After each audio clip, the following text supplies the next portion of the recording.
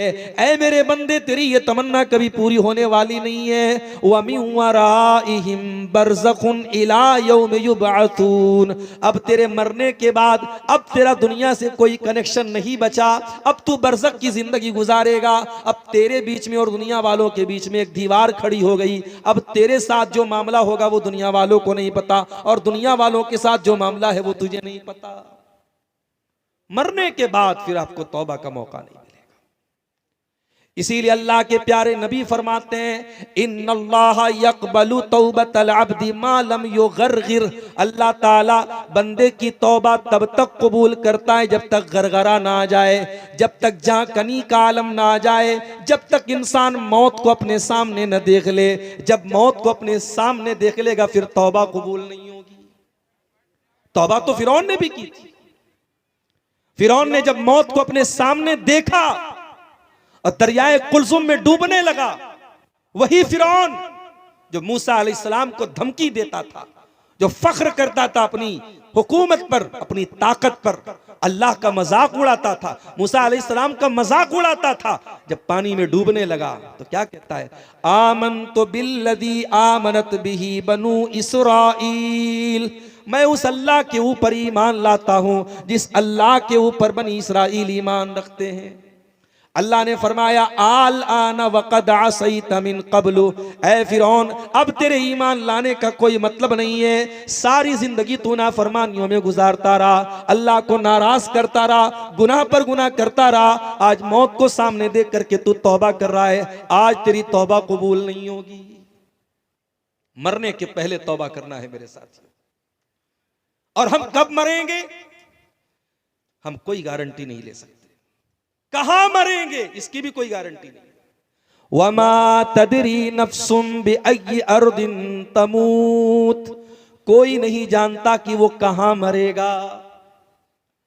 आपके इसी कटिहार के करीब में लाभा के इलाके के एक आलिम दीन साउथ इंडिया में चंदा करने के लिए रमजान में जाते हैं, ट्रेन के ऊपर चढ़ने लगते हैं, पांव फिसल जाता है और ट्रेन की पटरी के ऊपर वो गिर जाते हैं, और वहीं गिरने के बाद उनका ऑन द स्पॉट इंतकाल हो जाता है। उनके बच्चों को पता लगता है, किसी तरीके से उनकी बॉडी को बुलवाया जाता है। वो गए तेदारे का चंदा करने के लिए और घर उनकी मैयत आती है। मेरे प्यारे साथियों, कोई नहीं जानता, वमा तदरी नफ्सुम बिअय्यि अर्दिन तमूत, कोई नहीं जानता कि वो कब मरेगा, कहां मरेगा। अभी एक हफ्ता पहले का वाकया है, झारखंड के देवघर में एक प्रोग्राम में मैं गया था। रात में 12 बजे प्रोग्राम से निकला, आधा घंटे के बाद मेरे मोबाइल पर कॉल आया, मौलाना यहां पर एक हादसा हो गया। मैंने कहा क्या मामला है। कहा कि एक नौजवान, बिल्कुल यंग लड़का, 20-22 साल का नौजवान, जो कुरान का हाफिज भी था, और बाद में जब फोटो लोगों ने भेजा तो मुझे याद आया वो लड़का तकरीर में स्टेज के पास भी आया था। तकरीर के बाद उसने मुझसे मुसाफा भी किया था। 2 छोटे छोटे बच्चों का बाप था। तकरीर खत्म होने के बाद, प्रोग्राम खत्म होने के बाद बाइक से अपने गांव की तरफ जा रहा था। जब रास्ते में टर्निंग आई, मोड़ आया, उसने इंडिकेटर दिए बगैर अपनी गाड़ी को मोड़ा है। पीछे से पिकअप वाले ने जोरदार टक्कर मारी और ऑन द स्पॉट वो हाफिज कुरान लड़का इंतकाल कर जाता है। वमा तदरी नफ्सुम बिअय्यि अर्दिन तमूत, ओ अल्लाह की नाफरमानी करने वालों, ओ गुनाहों की दलदल में मुब्तला रहने वाले मेरे नौजवान साथियों, ओ तौबा को टाल देने वालों, ओ नेकी को कल पर टाल देने वाले मेरे नौजवान साथियों, क्या तुम इस बात की गारंटी दे सकते हो कि बुढ़ापा आने तक तुम जिंदा रहोगे? नहीं नहीं। वमा तदरी नफ्सुम बिअय्यि अर्दिन तमूत, कब मरोगे, कहां मरोगे, कोई नहीं जानता। अल्लाह के प्यारे नबी एक हदीस में फरमाते हैं कि जिस जमीन पर इंसान की मौत लिखी रहती है, अल्लाह तबारक व तआला उस जमीन तक किसी न किसी तरीके से पहुंचा देता है। वो सरजमीन आपको अपने आप ऑटोमेटिक खींच लेगी। अल्लामा एहसान इलाही ज़हीर हमारी जमात के बहुत बड़े आलिम थे, हमारे पड़ोसी मुल्क के रहने वाले थे। लाहौर में तकरीर कर रहे थे, दुश्मनों की साजिश हुई, बम धमाका हुआ, उस मौके पर कई उलमा शहीद हो गए। अल्लामा एहसान इलाही ज़हीर भी सख्त तरीके से जख्मी हुए। सऊदी अरब की हुकूमत ने उनके इलाज मालजे के लिए उनको रियाज बुलवाया, फ्लाइट से रियाज पहुंचाया गया। रियाज के हॉस्पिटल में दौरान इलाज अल्लामा एहसान इलाही ज़हीर ने दम तोड़ दिया। उनकी लाश को, उनकी मैयत को मदीना के अंदर लाया गया। मस्जिद नबवी के अंदर उनकी जनाजे की नमाज पढ़ाई गई और बकी के कब्रिस्तान में, जहां 10,000 से ज्यादा सहाबे किराम की कब्रें दफन है, उस कब्रिस्तान में अल्लामा एहसान इलाही ज़हीर को दफनाया गया। इंतकाल कहां हुआ, मौत कहां हुई, दफन कहां हुए, मेरे प्यारे साथियों, हम नहीं जानते हम कब और कहां मरेंगे। इसीलिए अब्दुल्लाह इब्न उमर कहा करते थे, इज़ा अस्बहत फला तंतज़िरिल मसा, जब सुबह हो जाए तो शाम का इंतजार न किया करो। व इज़ा अमसैत फला तंतज़िरिस सबा, जब शाम हो जाए तो सुबह का इंतजार न किया करो। जिंदगी के हर दिन को आखिरी दिन समझ करके गुजारा करो। तो अल्लाह कह रहा है हम तौबा सबकी कबूल नहीं करते। इन्नमत तौबतु अलल्लाहि लिल्लज़ीना यअमलून सुअ बिजहालतिन सुम्मा यतूबून मिन करीब, हम तो उनकी तौबा कबूल करते हैं जो नादानी में आकर कभी गुनाह का काम कर बैठते हैं तो जल्दी से तौबा कर लेते हैं। अच्छा, पता है शैतान गुनाह के बाद, गुनाह करने से पहले भी ये एहसास दिलाता है कि अभी गुनाह कर लो, बाद में सुधर जाना। यूसुफ अलैहिस्सलाम के भाइयों ने जब उनको कत्ल करने की प्लानिंग की तो जरा देखो शैतान ने उनके दिल में क्या वसवसा डाला। कहा कि उक़्तुलू यूसुफा अवी तुरहूहु अर्दन यख्लु लकुम वजहु अबीकुम व तकूनू मिन बादिही कौमन सालिहीन। आपस में मशवरा कर रहे हैं कि क्या किया जाए, हमारा बाप यूसुफ से ज्यादा मोहब्बत करता है, हमसे कम करता है। उलमा ने लिखा है इस आयत की तफसीर में कि बाप अगर अपनी किसी औलाद से ज्यादा मोहब्बत करता है तो भी इजहार नहीं करना चाहिए, वरना बाकी बच्चों के दिल में हसद पैदा होता है। ये तो नेचुरल बात है, बाप को किसी एक बेटे से, किसी एक बच्चे से ज्यादा मोहब्बत हो सकती है, नेचुरल बात है, दिल पर किसी का कंट्रोल नहीं है, मगर हक देने में सबके साथ इंसाफ करना है। माफ करना मेरे प्यारे साथियों, आज हमारे समाज में बहुत सारे ऐसे बाप भी आपको मिल जाएंगे जो औलाद के दरमियान ना इंसाफी भी करते हैं। एक औलाद को ज्यादा देते, एक औलाद को कम देते हैं, एक औलाद को कुछ भी नहीं देते हैं। कान खोल करके सुन ले, ऐसे माँ बाप, ऐसे बाप सुन ले जो अपने बच्चों के साथ ना इंसाफी करते हैं। अल्लाह के नबी ने बड़ी सख्त वईद फरमाई। आपने फरमाया इत्तकुल्लाह वादिलू बैना औलादिकुम, अल्लाह से डरा करो, अपनी औलाद के दरमियान इंसाफ किया करो, ना इंसाफी मत किया करो। याकूब अलैहिस्सलाम ना इंसाफी तो नहीं कर रहे थे, मगर यूसुफ इतने प्यारे थे, इतने खूबसूरत थे, और फिर यूसुफ की मां भी नहीं थी, दूसरी मां थी उनकी, तो यूसुफ और उनके भाई बिन्यामीन को ज्यादा प्यार करते थे, और यही बात बाकी 10 भाइयों को पसंद नहीं आई। कहा कि कत्ल कर दो यूसुफ को या किसी रेगिस्तान में छोड़ दो। जब यूसुफ नहीं रहेंगे, न बांस रहेगा, न बांसुरी बजेगी। जब यूसुफ भी खत्म हो जाएंगे, फिर हमारा बाप हमसे मोहब्बत करेगा। व तकूनु मिन बादिही कौमन सालिहीन, आज यूसुफ को कत्ल कर देते हैं, कल तौबा कर लेंगे, नमाज पढ़ लेंगे, रोजा रख लेंगे, कल नेक बन जाएंगे, आज ये गुनाह का काम कर लेते हैं। शैतान का बहुत बड़ा धोखा है ये मेरे साथियों। शैतान आज आपसे कहता है गुनाह कर ले, और शैतान कहता है कल सुधर जाना। शायर ने बड़ी सच्ची बात कही है, कल न कर कल का कोई भरोसा नहीं, कल तो कल एक पल का भरोसा नहीं। एक पल का भरोसा नहीं है, आप कल की बात करते हैं। इसलिए अल्लाह कहता है हम उनकी तौबा कबूल करते हैं जो जल्दी से तौबा करते हैं। फिर फरमाया वकान अल्लाहु अलीमन हकीमा, अल्लाह ताला सब कुछ जानता है, अल्लाह ताला बहुत हिकमत वाला है। वलैसतित तौबतु लिल्लज़ीना यामलून सय्यिआत, अल्लाह उनकी तौबा कबूल नहीं करेगा जो गुनाह पर गुनाह करते रहते हैं। हत्ता इज़ा हज़रा अहदहुमुल मौत क़ाला इन्नी तुब्तुल आन, जब मौत का टाइम आता है, जब मरने का टाइम आता है, बंदा कहता है अल्लाह मैं तौबा कर रहा हूँ। मरने के टाइम तौबा करता है, ऐसे लोगों की तौबा अल्लाह कबूल नहीं करेगा। वलल्लज़ीना यमूतून वहुम कुफ़्फ़ार, और अल्लाह उनकी तौबा भी कबूल नहीं नहीं करेगा जो ईमान के बगैर दुनिया से चले जाते हैं, जो कुफ्र की हालत में जो काफिर होकर दुनिया से मर जाते हैं। ईमान से बड़ी कोई दौलत नहीं है मेरे साथी, मरो तो ईमान की हालत में मरो। आज हमारे लिए ये भी लम्हे फिक्रिया और सोचने का मकाम है।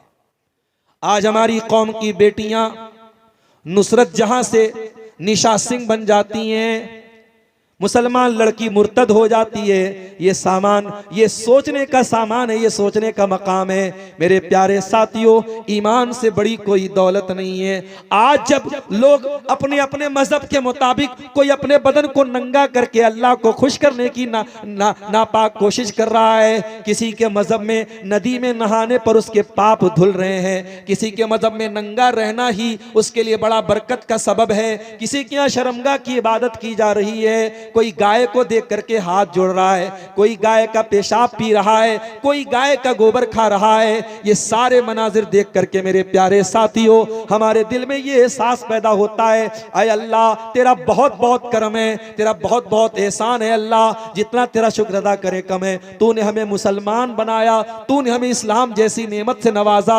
इसीलिए जब जन्नती जन्नत में जाएंगे तो क्या कहेंगे? अल्हम्दुलिल्लाहिल्लज़ी हदाना लिहाजा वमा कुन्ना लिनहतदिया लौला अन हदानल्लाह। आय अल्लाह तेरा करम और तेरा शुक्र है कि तूने हमें हिदायत की नेमत से नवाजा। आय अल्लाह अगर तूने हिदायत न दी होती तो हम हिदायत नहीं पा सकते थे। हमारी सबसे बड़ी दौलत ईमान की दौलत है मेरे साथियों, इस दौलत की हिफाजत करो। मेरी बहनों, कोई लाख मोहब्बत और प्यार का इजहार कर दे, कोई लाख तुम्हारे ऊपर डोरे डाल दे, कोई लाख तुम्हारे हुस्न जमाल की तारीफ कर दे, ईमान से कभी कॉम्प्रोमाइज मत करना, ईमान से कभी समझौता मत करना। इससे बड़ी कोई दौलत नहीं।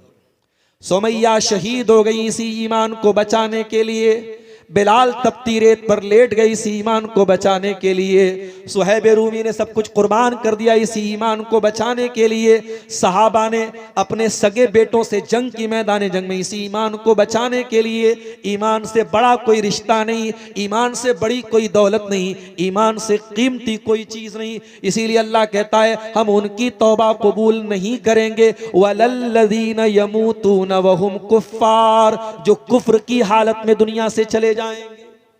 काफिर की तौबा अल्लाह कबूल नहीं करेगा। और यहां एक बात और नोट कर लीजिए, हमारे यहां एक कहावत है उर्दू में, सुबह का भूला शाम को लौट आए तो उसे भूला नहीं कहते। अल्लाह रब्बुल आलमीन के यहां अलग ही फॉर्मूला है। हमारे यहां अगर कोई भूला सुबह का भूला शाम को लौट जाए तो हम कहते साहब अब उसको भूला मत कहो। अल्लाह का कानून क्या है जरा सुन लीजिए।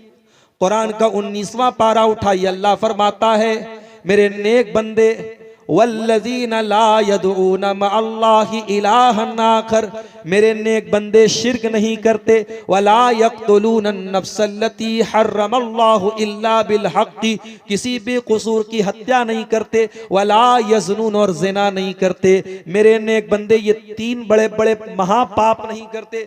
अगर कोई पूछे आपसे कि इस्लाम में महापाप क्या है, इस्लाम में सबसे बड़ा गुनाह क्या है, तो बता देना सबसे बड़ा गुनाह शिर्क है, फिर कत्ल है, फिर ज़िना है। ये 3 मेजर क्राइम है इस्लाम में, सबसे बड़े गुनाह है शिर्क करना, कत्ल करना, ज़िना करना।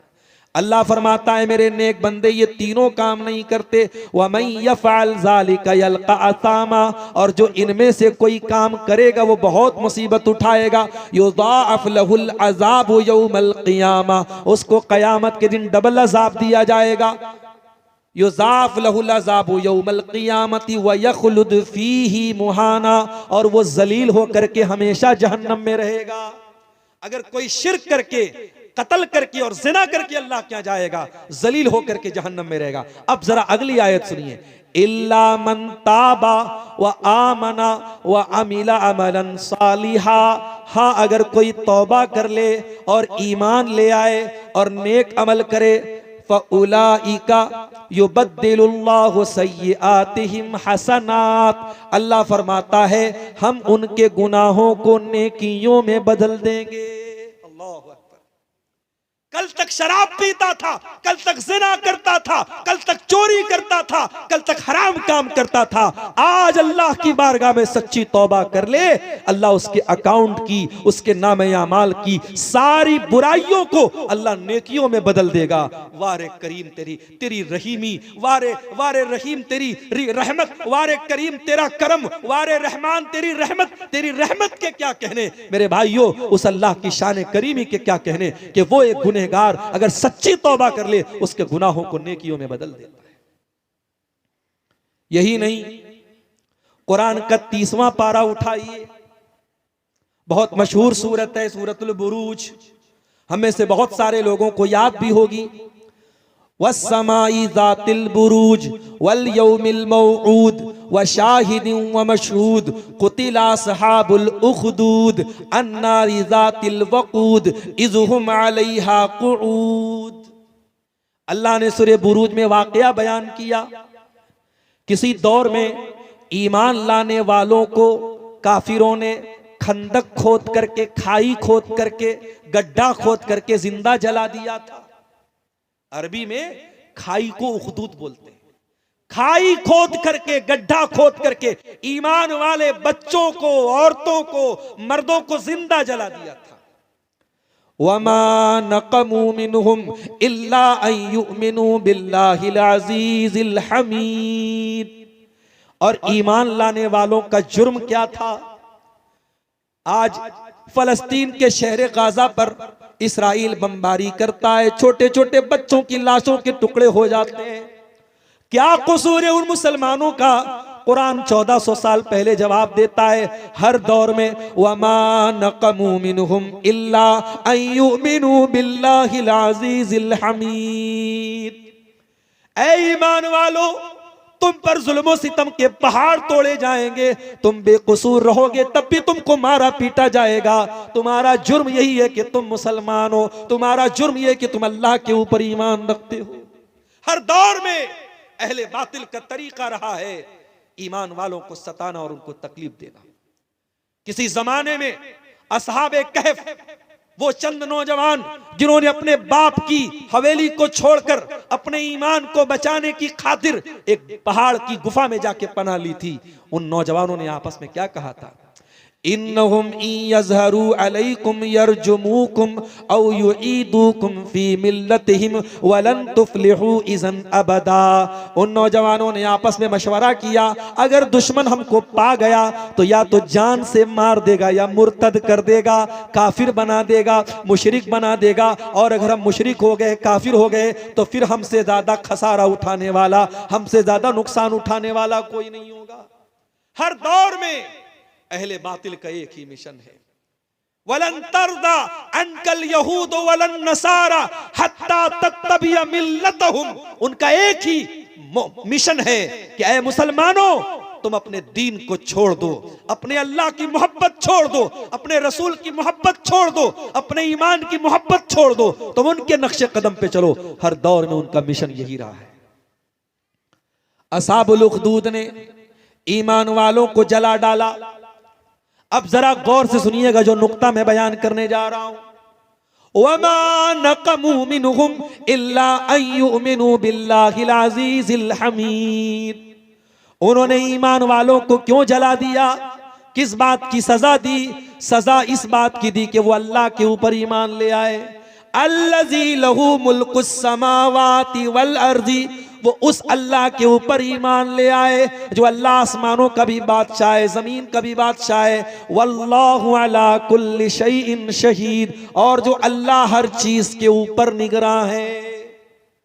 उसके बाद अल्लाह कहता है, इन्नल्लज़ीना फतनुल मुमिनीना वल मुमिनाति सुम्मा लम यतूबू फलहुम अज़ाबु जहन्नम वलहुम अज़ाबुल हरीक। ओ लोगो, जिन्होंने मेरे ईमान वाले बंदों को जला डाला, उनको आजमाइश में डाला, उनको कत्ल किया और फिर तौबा नहीं की, फिर अल्लाह से माफी नहीं मांगी, उनको हम जहन्नम की आग में जलाएंगे।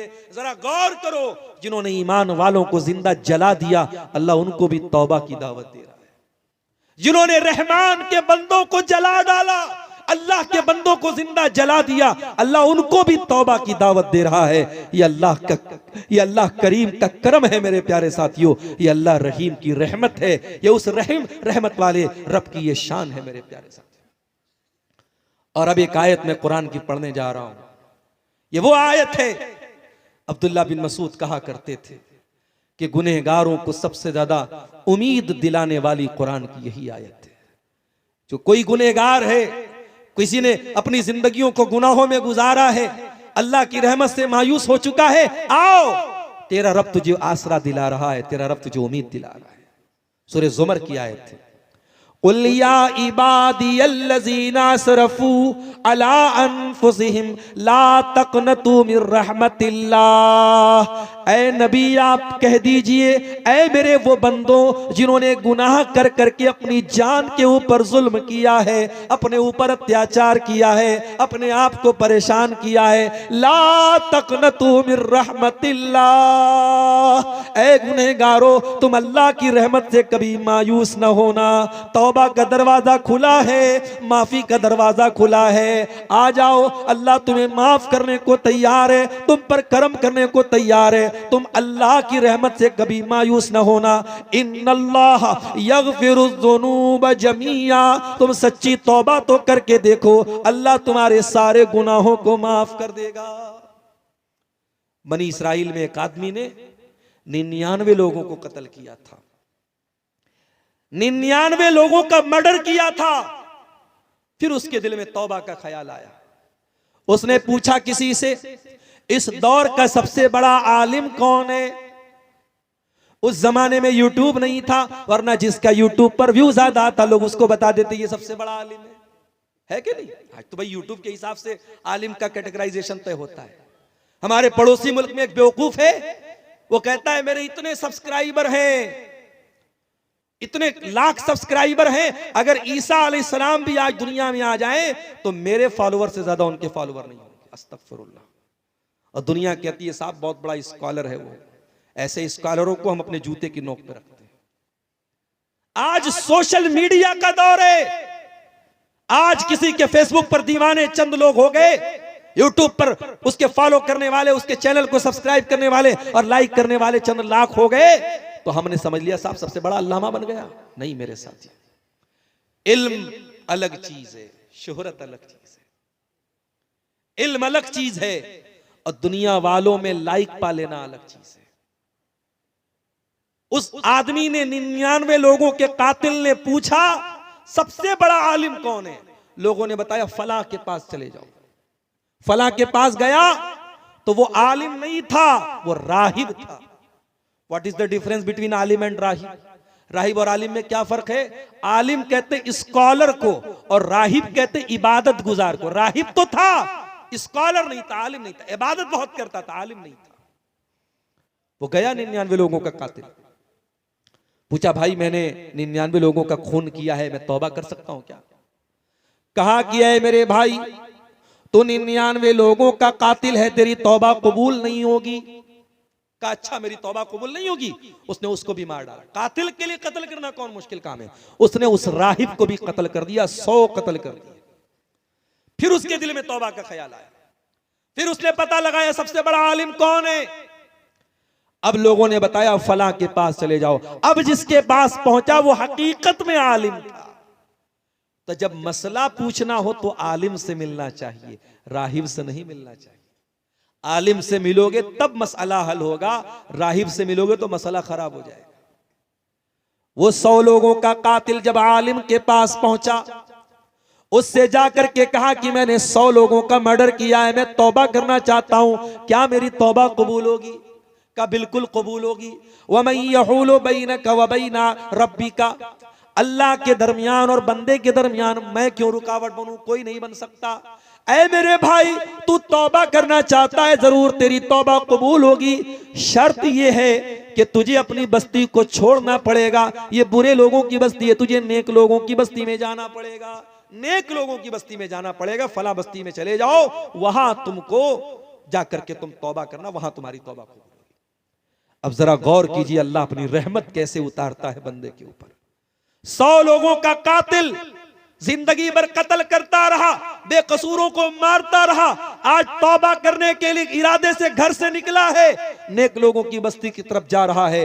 हत्ता इज़न तसफ़त तरीक, आधे रास्ते में पहुंचा, मौत आ गई। अल्लाह अकबर, मौत आ गई। मौत तो आएगी अपने टाइम पर ना।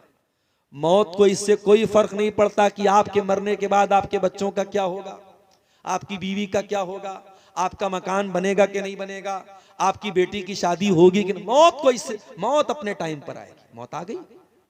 अब जब मौत आ गई तो रहमत का फरिश्ता भी आ गया, अजाब का फरिश्ता भी आ गया। रहमत का फरिश्ता बोला मैं इसको लेकर के जाऊंगा, ये तौबा करने जा रहा था। अजाब का फरिश्ता बोला मैं लेके जाऊंगा, 100 लोगों का कातिल था। दोनों फरिश्ते आपस में लड़ने लगे। अल्लाह ने एक तीसरा फरिश्ता भेजा इंसान की शक्ल में। अब ये दोनों फरिश्ते उस तीसरे फरिश्ते के पास जो इंसान की शक्ल में था, उससे जाके बोलते भाई हमारा ये मसला है, तुम हल कर दोगे क्या? बोला मेरे पास एक रास्ता है, एक काम करो, इस रास्ते को नाप लो। ये जहां से चल के आया और जहां जा रहा था, जो डेस्टिनेशन है, जो सोर्स है, दोनों को नाप लो। अगर ये अपनी मंजिल से करीब था तो रहमत का फरिश्ता लेके जाएगा, और जहां से चला था वहां से करीब था तो अजाब का फरिश्ता लेके जाएगा। जब रास्ता नापा गया तो पता नहीं आपके नीमा में क्या बोलते हैं इसको, इसको हमारे बनारस में बित्ता बोलते हैं। आप क्या क्या बोलते हैं? बित्ता ही बोलते हैं ना, सब जगह बित्ता ही बोलते हैं, उधर शेरशाबादी लोग भी बित्ता ही बोलते हैं। तो एक बित्ता वो करीब था, किससे? नेक लोगों की बस्ती से। अल्लाह अकबर। अल्लाह को बचाना था तो क्या इंतजाम कर दिया। अल्लाह अगर एक बित्ता पीछे कर देता तो जहन्नम में चला जाता, एक बित्ता अल्लाह ने आगे कर दिया। अल्लाह अकबर। सच्ची तौबा का ये नतीजा है मेरे साथी। 100 लोगों का कातिल सच्ची तौबा किया, अल्लाह ने उसको एक बित्ता करीब कर दिया नेक लोगों की बस्ती के, और रहमत का फरिश्ता उसको लेकर के गया। इसलिए अल्लाह की रहमत से कभी मायूस मत होना मेरे साथियों। इसीलिए मेरे प्यारे साथियों, अल्लाह के प्यारे नबी फरमाते हैं, हदीस कुदसी है, अल्लाह के प्यारे नबी सल्लल्लाहु अलैहि वसल्लम फरमाते हैं कि अल्लाह ताला फरमाता है, यबना आदम लौ बलगत ज़ुनूबुका काना समा, ऐ आदम के बेटे, अगर तेरे गुनाहों से आसमान के किनारे भर जाएं और फिर तू मेरे पास आकर के मुझसे माफी मांग ले, अगर मेरे साथ किसी को शरीक न करे, लअतई तो कभी कुराबिहा मगफिरा, मैं जमीन भर के तुझे मगफरत देने को तैयार हूं, मैं तुझे माफ करने को तैयार हूं। अल्लाह तो हमें माफ करने को तैयार है मेरे साथी, मगर हम तौबा नहीं करना चाहते। हमारी आंखें इतनी खुश्क हो चुकी, हमारे दिल इतने पत्थर हो चुके हैं, हम कभी अल्लाह के सामने कभी रोते नहीं। मेरे नौजवान साथियों, अगर आज तक की जिंदगी गुनाहों में गुजरी है, रात को 2-2 बजे तक, 3-3 बजे तक गलत काम करके सोए हो, तो जाओ जरा अपने कमरे में अपने आप को बंद कर लेना और अल्लाह की बारगाह में हाथ उठा करके अपने गुनाहों को याद कर लेना। अगर आंखों से 2-4 आंसू के कतरे गिर गए, क्या पता वो आंसू के कतरे हमारी नजात का जरिया बन जाएं। अल्लाह के नबी फरमाते हैं, ला तदखुलुन नार, वो आंख जहन्नम में नहीं जाएगी, ऐनुन बकत मिन खशियतिल्लाह, जिस आंख से अल्लाह के खौफ से आंसू बहता हो, वो आंख जहन्नम की आग में नहीं जलेगी। अल्लाह के प्यारे नबी सल्लल्लाहु अलैहि वसल्लम फरमाते हैं, 7 लोग ऐसे होंगे जिनको कयामत के दिन अल्लाह ताला अपने अर्श का साया देगा। उन 7 में एक खुशनसीब इंसान वो भी होगा। फरमाया, व रजुलुन ज़करल्लाह खालियन फफाज़त ऐना, जिसने अकेले में अल्लाह को पुकारा होगा और उसकी आंखों से आंसू बह गए होंगे। तो तौबा करो मेरे अजीजों, मेरे साथियों। 12:20 हो रहे हैं और अभी मुझे बहुत लंबा सफ़र करना है। मैं समझता हूं कि तकरीर को अब यहीं से इसको अच्छा सा मोड़ दे के ख़त्म कर देना ज़्यादा मुनासिब है। आज हमारे बनारस शहर के एक और नौजवान मुकर्रिर आपके सामने आए हैं, मौलाना गुफरान रहमानी, हमारे बड़े अच्छे दोस्तों में से हैं। उनका भी खिताब होना है, उनके बाद और भी उलमा का खिताब होना है। मैं यहाँ और पहले पहुँचने वाला था, कुछ रास्ता भी गड़बड़ था, कुछ आने में भी मुझे ताख़ीर हो गई। मैं माजरत चाहता हूं, बड़े दिनों के बाद नीमा टाल आना हुआ है और मैं आपको अधूरी गुफ्तगू छोड़ के जा रहा हूं, लेकिन मजबूरी मेरी ये है कि सुबह मुझको पटना पहुंचना है, 6 बजे लंबा सफ़र है, ज़्यादा रिस्क लेकर के जाना भी मुनासिब नहीं है। मैं यहीं पर अपनी बात को इख्तिताम देते हुए आखिर में एक बात कह करके बात ख़त्म कर रहा हूँ कि मेरे भाइयों, ज़िंदगी अल्लाह की अमानत है। हम नहीं जानते ज़िंदगी कब तक चलेगी और सांसों की डोर कब थम जाएगी। इस ज़िंदगी को इसके पहले कि ये खत्म हो जाए, अल्लाह को नाराज करने वाली जिंदगी मत बनाओ, अल्लाह को राजी करने वाली जिंदगी बनाओ। सच्ची तौबा करके इस दुनिया से जाओ मेरे प्यारे साथियों। और सच्ची तौबा की पहचान यही है कि एक बार कमिटमेंट कर दिया कि शराब नहीं पीना है तो नहीं पीना है, एक बार कमिटमेंट कर दिया कि जिना के करीब नहीं जाना है तो नहीं जाना, एक बार ये अल्लाह से माफी मांग लिया कि फला काम नहीं करना है तो नहीं करना है। तौबा का कभी मजाक मत उड़ाना, तौबा का कभी खिलवाड़ मत करना कि किसी गुनाह से तौबा करने के बाद बार बार वही गुनाह करना, कभी मेरे साथियों ऐसा मत करना। अल्लाह हम सबको सच्ची तौबा की तौफीक अता फरमाए, आमीन। व आखिरु दावाना अनिल हम्दुलिल्लाहि रब्बिल आलमीन। वस्सलामु अलैकुम व रहमतुल्लाह।